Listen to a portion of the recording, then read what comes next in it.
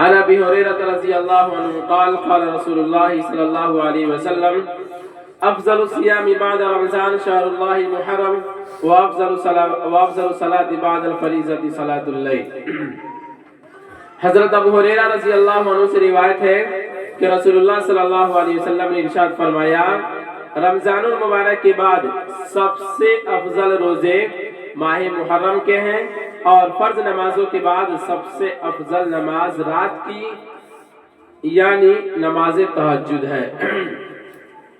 تو یہ بحث جو چل رہی ہے یہ سنت و نوافل کی بحث چل رہی ہے، یعنی کہ ماقبل میں فرائض کے متعلق آپ نے بہت ساری حدیثیں پڑھی، پھر آنے والی اگلی حدیثیں جو ہے یعنی کہ کچھ صفحات کے بعد حدیث جو ہے وہ کس کے اوپر بیان کی جائے گی، یعنی کہ وضو کے اوپر حدیثیں بیان کی جائے گی، یعنی کہ وضو کی فضیلت کیا ہے۔ تو یہ تو سنت و نوافل کی بات چل رہی ہے، تو ظاہر سی بات ہے اس کے اندر اسی چیز کو بیان کیا گیا۔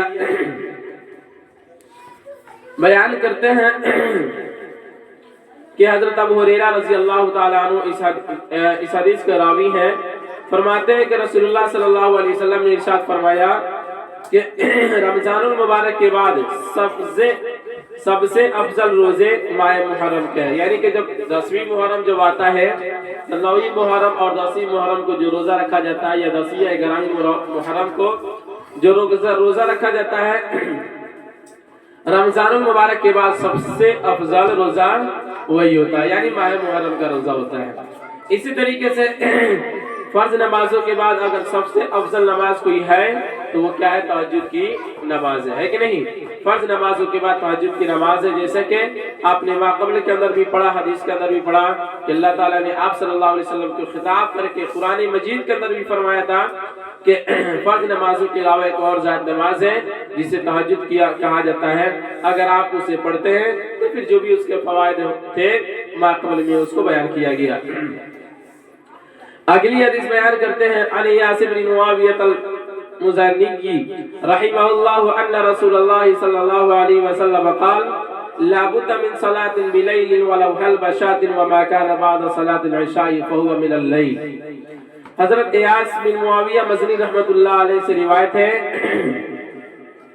کہ رسول اللہ صلی اللہ علیہ وسلم نے ارشاد فرمایا تہجد ضرور پڑھا کرو اگرچہ تو اتنی تھوڑی دیر ہی کے لیے ہو جتنی دیر میں بکری کا دودھ دوہا جاتا ہے، اور جو نماز بھی عشاء کے بعد پڑھی جائے وہ تہجد میں شامل ہے۔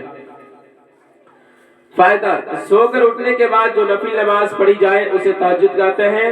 بعض علماء کے نزدیک عشاء کے بعد سونے سے پہلے جو نفل پڑھ لیے جائے وہ بھی کیا ہے؟ تہجد ہے۔ یعنی یہاں پہ دیکھیے اس حدیث کے اندر یہ بیان کیا گیا کہ جتنی وسعت ہو سکے آپ کے پاس کتنا کم سمے کی نہ ہو تو کم سے کم اتنی تو یعنی کہ تہجد ضرور پڑھ لینا چاہیے۔ سمجھ رہے ہیں بات کو؟ اس سے کیا ہے کہ آنے والے کل یعنی کہ جب آپ کے نام اعمال اور آپ کے حساب و کتاب کی جب باری ہوگی تو پھر کیا ہوگا؟ نام اعمال میں یعنی اچھی چیزیں اور نماز وغیرہ جو ہے وہ بالکل بہت زیادہ مقدار میں ہوگی، ٹھیک ہے نا؟ تو اسی کو یہاں پہ کہا کہ تہجد ضرور پڑھا کرو اگرچہ اتنی تھوڑی دیر ہی کے لیے ہو جتنے دیر میں بکری کا دودھ دہا جاتا ہے، اور جو نماز بھی عشاء کے بعد پڑھی جائے وہ تہجد میں شامل ہے، یعنی کہ فجر سے پہلے اور عشاء کے بعد جو بھی نماز پڑھی جاتی ہے وہ کیا ہے؟ تہجد کے اندر شامل ہے۔ اگلی حدیث عن عبداللہ رضی اللہ عنہ قال قال رسول اللہ صلی اللہ علیہ وسلم فضل صلاة اللیل علی صلاة النہار کفضل صدقۃ السر علی صدقۃ العلانیہ۔ حضرت عبداللہ رضی اللہ عنہ سے روایت ہے کہ رسول اللہ صلی اللہ علیہ وسلم نے ارشاد فرمایا رات کی نفل نماز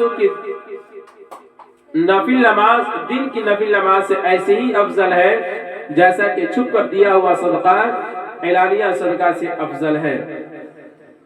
یعنی اس حدیث کے راوی حضرت عبداللہ رضی اللہ عنہ ہے، یہ بیان کرتے ہیں کہ دیکھیے ایک چیز تو ہے کہ اللہ رب العزت کو سب سے زیادہ وہ عبادت اور سب سے زیادہ وہ چیزیں پسند ہوتی ہے جو چھپ کر کیا جائے۔ سمجھ میں آ رہی بات ہے؟ ایک عبادت وہ ہوتی ہے جس کو کھلم کھلا لوگوں کے درمیان کیا جاتا ہے، جیسے کہ فرض وغیرہ پڑھی جاتی ہے، ٹھیک ہے نا؟ تو تو ایک عبادت یہ بھی ہے، اور ایک عبادت یہ ہے جو رات کی تنہائی میں لوگوں کی نظروں سے غائب اجڑ ہو کر صرف اپنے اللہ کے لیے، رضا الہی کے لیے جب بندہ پڑھتا ہے تو اللہ رب العزت کو یہ بہت ہی زیادہ پسند ہے۔ سمجھ رہے ہیں بات کو؟ چونکہ اللہ رب العزت جو ہے وہ اپنے بندوں کے متعلق ہمیشہ کیا کرتا رہتا ہے؟ بہانہ ڈھونڈتے رہتا ہے، بہانہ ملا اس کی مغفرت ہو گئی۔ سمجھ رہے نا؟ تو اسی کو یہاں پہ بھی بیان کیا کہ جس طریقے سے دن کے اندر نفل نماز پڑھی جاتی ہے تو یہ اس نفل نماز سے رات کے اندر نفل نماز پڑھی جانے والی کیا ہے؟ بہتر ہے۔ جیسے کہ وہ صدقہ، یعنی کہ مثال میں سمجھایا صدقہ سے کہ ایک صدقہ وہ ہوتا ہے جو علانیہ یعنی کھلم کھلا لوگوں کو دیا جائے، یعنی کہ 10 لوگ جان رہے ہو کہ آپ نے فلانا بندہ کو اتنا چندہ دیا اور اتنا صدقہ دیا، ٹھیک ہے نا؟ یا کہ اللہ کی راہ میں آپ نے اتنا روپیہ خرچ کیا، یہ تو سارے لوگ جانتے ہیں۔ لیکن ایک صدقہ وہ بھی ہوتا ہے جس کے بارے میں کوئی نہیں جانتا ہے، ٹھیک ہے نا؟ یعنی کہا جاتا ہے کہ صدقہ جب آپ دیں تو دائیں ہاتھ سے اگر دے رہے ہیں تو بائیں ہاتھ کو پتہ نہیں چلنا چاہیے۔ تو اس طرح کا اعمال اور اس طرح کا عمل جو ہے اللہ رب العزت کو کافی زیادہ پسند ہے۔ سمجھ رہے ہیں نا بات کو؟ دنیا دیکھے یا نہ دیکھے اس سے کوئی باس نہیں ہے، آپ اپنے رضا الہی کے لیے کریں، یہ سب سے بہتر اور یہی دونوں جہاں کی کامیابی کے لیے ہے۔ اگلی حدیث ہے عن ابی امامۃ الباہلی رضی اللہ عنہ ان رسول اللہ صلی اللہ علیہ وسلم قال علیکم بقیام اللیل فإنہ داب الصالحین قبلکم وہو قربۃ لکم الی ربکم ومغفرۃ للسیئات ومنہاۃ عن الاسم۔ حضرت ابو امامہ باہلی رضی اللہ عنہ سے روایت ہے کہ رسول اللہ صلی اللہ علیہ وسلم نے ارشاد فرمایا تہجد ضرور پڑھا کرو، وہ تم سے پہلے کے نیک لوگوں کا طریقہ رہا ہے، اس سے پہلے تم اپنے رب کا قرب حاصل ہوگا، گناہ معاف ہوں گے اور گناہ سے بچے رہو گے۔ یعنی اس حدیث کے راوی حضرت ابو امامہ باہلی رضی اللہ تعالیٰ عنہ ہے۔ یہاں بھی اسی چیز کو یعنی تہجد ہی کے متعلق اس حدیث کے اندر بھی بیان کی گئی، یعنی لگاتار 3 حدیثیں آ گئی۔ فرماتے ہیں کہ تم کیا کرو؟ تہجد ضرور پڑھا کرو، جتنا بھی ہو سکے تہجد ضرور پڑھا کرو۔ یہ تم سے پہلے جو نیک لوگ جو رہے ہیں نا، یہ ان کا طریقہ رہا ہے۔ ظاہر سی بات ہے جو نیک لوگوں کا طریقہ رہا ہے اگر اس کے اوپر اگر آدمی چلتا ہے اور اس کو اپناتا ہے تو پھر کیا ہوتا ہے؟ اس کی کامیابی اس کے اندر 100% ہوتی ہے۔ اور اس سے کیا ہے کہ اس سے تمہیں اپنے رب کا قرب بھی حاصل ہوگا، یعنی کہ اللہ رب العزت کا قرب اگر حاصل ہوتا ہے تو قرآن کریم کی تلاوت کے بعد اگر سب سے بڑی چیز قربیت کی ہوتی ہے تو کیا ہے؟ نماز اور تہجد، یعنی کہ نماز ہے۔ اور نماز مطلق ہم نے کہا اس میں فرائض بھی آ گئے اور نوافل بھی آ گئے، تہجد کی نمازیں بھی آ گئی، سمجھ رہے نا؟ لیکن اللہ رب العزت کا قرب جو حاصل ہوتا ہے وہ سب سے زیادہ کس چیز سے؟ قرآن کریم کی تلاوت کرنے سے۔ اگر کوئی بندہ قرآن کریم کی تلاوت کرتا ہے تو سمجھیے وہ اپنے رب سے سرگوشی کرتا ہے، یعنی باتیں کرتا ہے، سمجھ رہے نا؟ وہ اپنے رب سے بات کرتا ہے۔ تو اسی کو کہا کہ اس سے تمہیں اپنے رب کا قرب حاصل ہوگا، گناہ معاف ہوں گے اور گناہ سے بچے رہو گے، ہے کہ نہیں؟ ظاہر سی بات ہے جب تمہیں اپنے رب کا قرب حاصل ہو جائے گا تو تم گناہ سے بھی بچے رہو گے اور گناہ بھی تمہارا جو ہوگا وہ سب کے سب کیا ہوگا؟ مٹا دیا جائے گا۔ اگلی حدیث بیان کرتے ہیں عن ابی الدرداء رضی اللہ عنہ عن النبی صلی اللہ علیہ وسلم قال ثلاثة يحبهم الله ويزهق إليهم ويستبشر بهم الذي إذا انكشفت فئة قاتل وراءها بنفسه لله عز وجل فإما أن يقتل وإما أن ينصره الله عز وجل ويكفيه فيقول انظر إلى عبدي هذا كيف صبر لي بنفسي والذي له امرأة حسنة وفراش لين حسن فيقوم من الليل فيقول يزل شهوته ويذكرني ولو شاء رقده والذي إذا كان في سفر وكان معه ركب فسهروا ثم هجعوا فقام من السحير في ذراء وسراء۔ حضرت ابو درداء رضی اللہ عنہ سے روایت ہے کہ نبی کریم صلی اللہ علیہ وسلم نے ارشاد فرمایا 3 شخص ایسے ہیں جن سے اللہ رب العزت محبت فرماتے ہیں اور انہیں دیکھ کر بے حد خوش ہوتے ہیں۔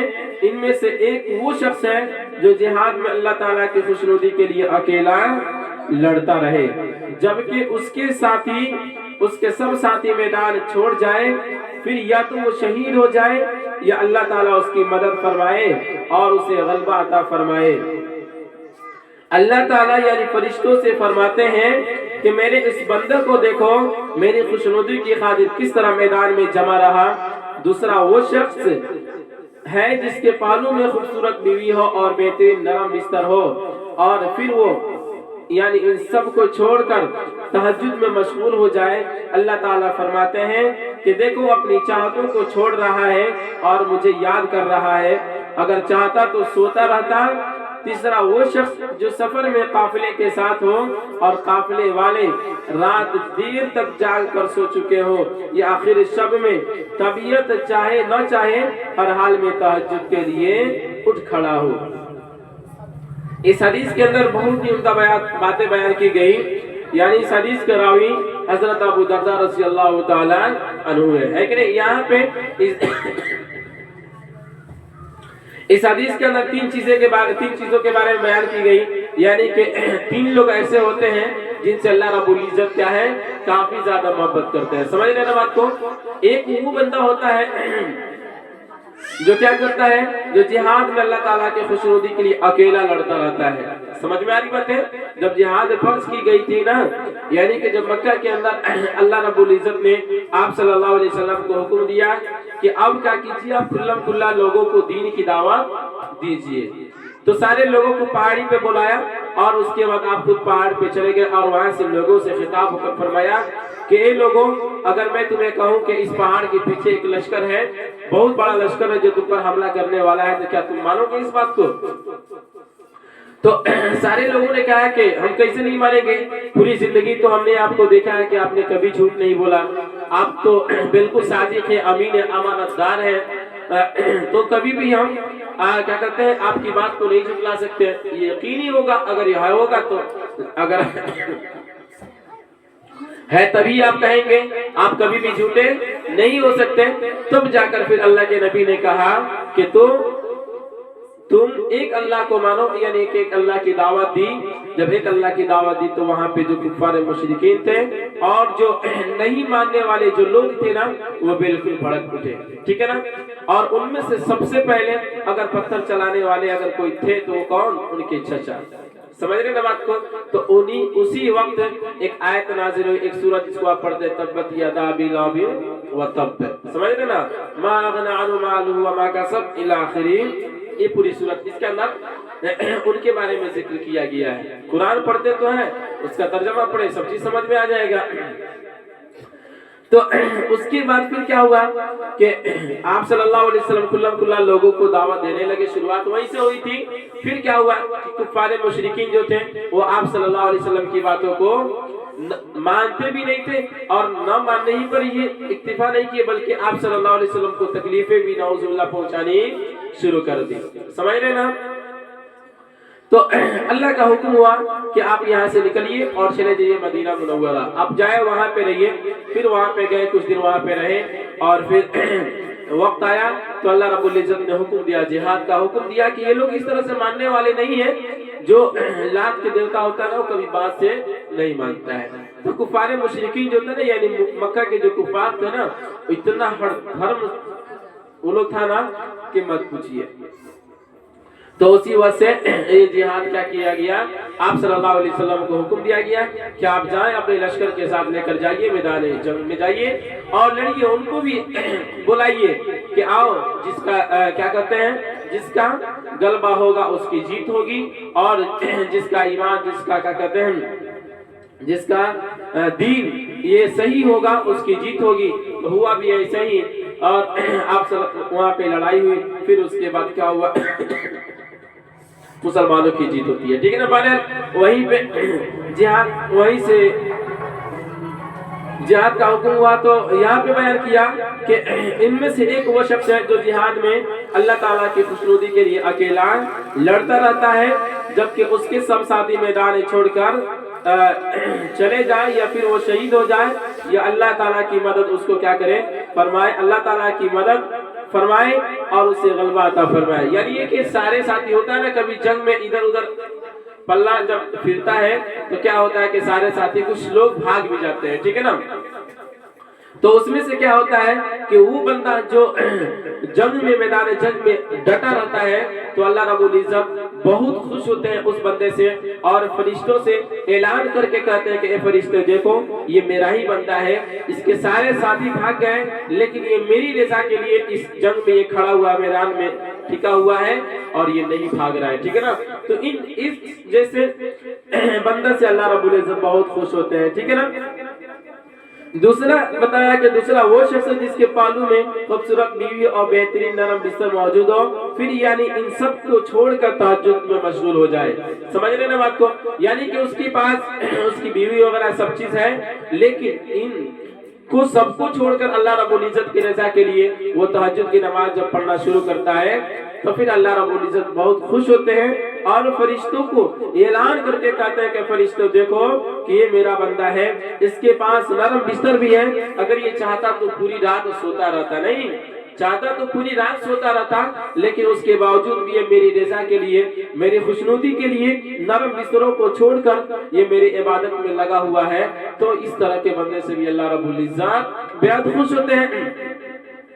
तीसरा बताया कि वो शख्स जो काफिले के साथ हो और काफिले वाले रात देर तक जाग कर सो चुके हो, या आखिर शब में तबीयत चाहे ना चाहे हर हाल में तहज्जुद के लिए उठ खड़ा होता है। जब काफिला जाता है ना, यानी सफर के लिए जब लोग जाते हैं तो सफर में आमतन थक जाते हैं ना, चलते चलते थक जाते हैं। तो उस हालत में जहाँ काफिला का पड़ाव डाला हो और सारे लोग उसके साथ ही सो जाए, आखिर तक तो वो लोग सोते भी हैं, उसके बाद उसकी तबीयत चाहे या ना चाहे, उसके बावजूद भी अगर वो रात में उठकर तहज्जुद की नमाज पढ़ता है तो अल्लाह रब्बुल इज्जत बहुत ज्यादा खुश होते हैं। इस दुनिया के अंदर जो भी अल्लाह बंदा नेक अमाल करता है ना, तो अल्लाह बहुत खुश होते हैं और अपने बंदों को फरिश्तों से कहते हैं कि देखो ये मेरा बंदा है, मेरी रज़ा के लिए, मेरी खुशनुदी के लिए ये काम कर रहा है। समझ रहे ना बात को। चलिए इतना ही रख देते हैं।